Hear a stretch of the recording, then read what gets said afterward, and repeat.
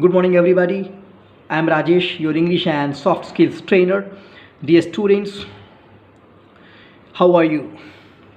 Very good. Today we'll discuss class 10th history, chapter 1, the rise of nationalism in Europe, part 6. In part 5, last part, we discussed about the National Assembly, tricolor and French as a common language. Let's discuss in this part 6. The revolutionaries further declared that it was the mission and the destiny of the French nation to liberate the peoples of Europe from despotism. In other words, to help other peoples of Europe to become nations.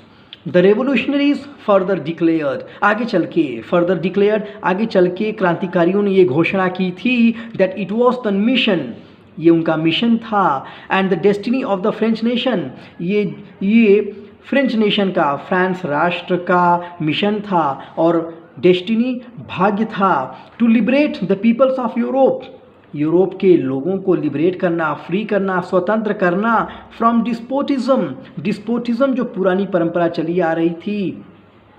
In other words, to help other peoples of Europe, दूसरे शब्दों में अगर कह सकते हैं तो ये है in other words, to help other peoples of Europe to become nations, Europe के भी और लोगों को फ्री करना, उनको स्वतंत्र छोड़ना ताकि वो भी क्या बन सके, नेशंस, वो भी राष्ट्र बन सकें. When the news of the events in France reached, when the news of the events in France reached the different cities of Europe, जब इन घटनाओं के समाचार फ्रांस में इन घटनाओं के समाचार जब पहुँचे in the different cities of Europe के विभिन्न शहरों में जब पहुँचे, students and other members of educated middle classes began setting up Jacobin clubs.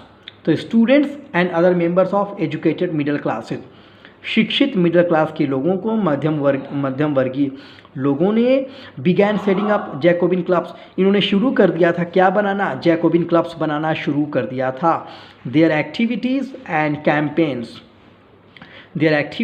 and campaigns prepared the way for the French armies which moved into Holland, Belgium, Switzerland and much of Italy in the 1790s.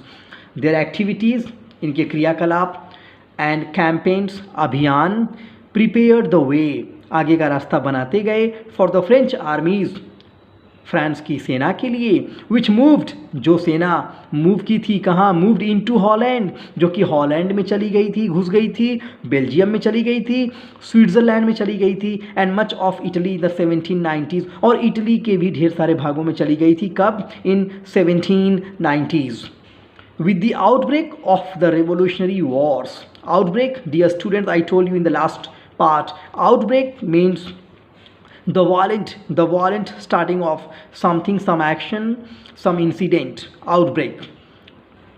With the outbreak of the revolutionary wars, in revolutionary क्रांतिकारी युद्धों की शुरुआत से ही the French armies began to carry the idea of nationalism abroad. ये जो French armies थे, France की सेना थी, began to carry, अब आगे ले जाने की कोशिश कर रहे थे, the idea of nationalism abroad, राष्ट्रवाद की इस विचार को आगे ले जाने की कोशिश करना शुरू कर दिया था. किन्होंने, फ्रेंच आर्मीज़ ने, फ्रांस की सेना ने.